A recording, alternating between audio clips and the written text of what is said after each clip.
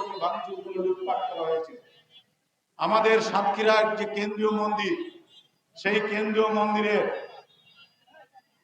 সেখানে দুর্ধর্ষ চুরি বলা হয়, কিন্তু আমরা বলবো এটা একটা ডাকাতি। সেখানে ৮-৯ ভরি স্বর্ণালঙ্কার লুট করা হয়েছে এবং নগদ অর্থ লুট করা হয়েছে। আমরা এছাড়া সারা বাংলাদেশে বিভিন্ন জায়গায় খুন খারাপি, জমি দখল, মন্দির ভাঙচুর, চাঁদাবাজি, ব্যবসায়ীদের কাছে চাঁদাবাজি অব্যাহতভাবে রয়েছে। আমরা বলতে চাই যে আমাদের নতুন সরকার বাংলাদেশ জাতীয়তাবাদী দল বিপুল ভোটে নির্বাচিত হয়ে তারা সরকার গঠন করেছে। তারা বলেছেন সবার আগে বাংলাদেশ। তাহলে সবার আগে যদি বাংলাদেশ হয়ে থাকে, তাহলে কি এখান থেকে একটা সম্প্রদায় কি সেখান থেকে বাদ যেতে পারে? এটা সরকারের কাছে আমার প্রশ্ন। যদি তাই না হয়ে থাকে, তাহলে আমাদের পরে এত নির্যাতন এবং নিপীড়ন কেন? পুলিশ প্রশাসন কি বলে? পুলিশ প্রশাসন বলে যে সব মন্দিরে আপনারা নিরাপত্তার স্বার্থে সিসি ক্যামেরা আপনারা ব্যবস্থা করবেন। আমাদের পরে এক প্রকার প্রেশার ক্রিয়েটই করে, যেটা এত দুর্বল মন্দির অর্থনৈতিকভাবে, সেখানেও বলে যে এখানে ক্যামেরা লাগাতে হবে।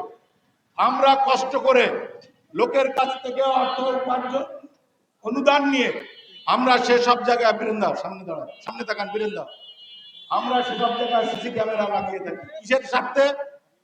পুলিশরা বলেছেন, পুলিশ যারা রয়েছেন নিরাপত্তার দায়িত্বে, যে সিসি ক্যামেরা লাগাবেন, আমরা নিরাপত্তার সার্বিক ব্যবস্থা রাখবো।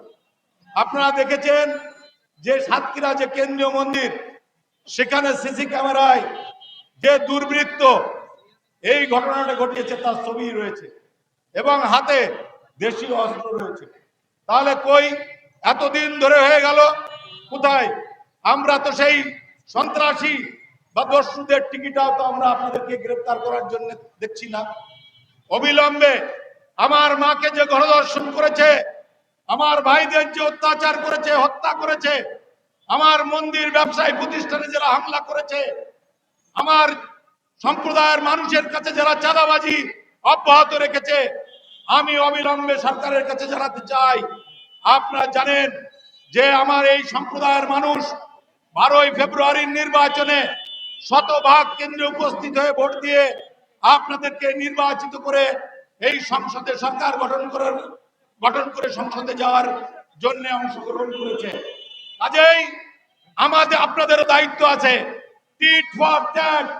আমরা যেমন আপনাদের সহযোগিতা করেছি, তেমনি আপনারা যদি আমাদেরকে সহযোগিতা না করেন, আমাদেরকে এই দেশের নিরাপত্তার সাথে বসবাস করতে না দেন, আমাদেরকে যদি বঞ্চিত করেন, আমরা মনে করব যে এই দেশের সব সম্প্রদায়ের মানুষের স্বার্থে আপনি একটি সম্প্রদায়ের মানুষকে অর্থাৎ শরিককে বঞ্চিত করছেন।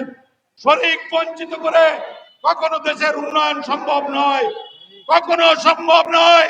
কাজেই প্রত্যেকটা মানুষের প্রতি, হিন্দু, মুসলিম, বৌদ্ধ, খ্রিস্টান, উপজাতি, বিভিন্ন ক্ষুদ্র নৃগোষ্ঠী, সকল সম্প্রদায়ের মানুষ, সকল সম্প্রদায়ের প্রতি সজাগ দৃষ্টি রেখে তাদের ভালো মন্দ সবকিছু খোঁজ খবর নিয়ে তাদের নিরাপত্তার ব্যবস্থা করে তারপরেই নয় দেশে এগিয়ে যাবে।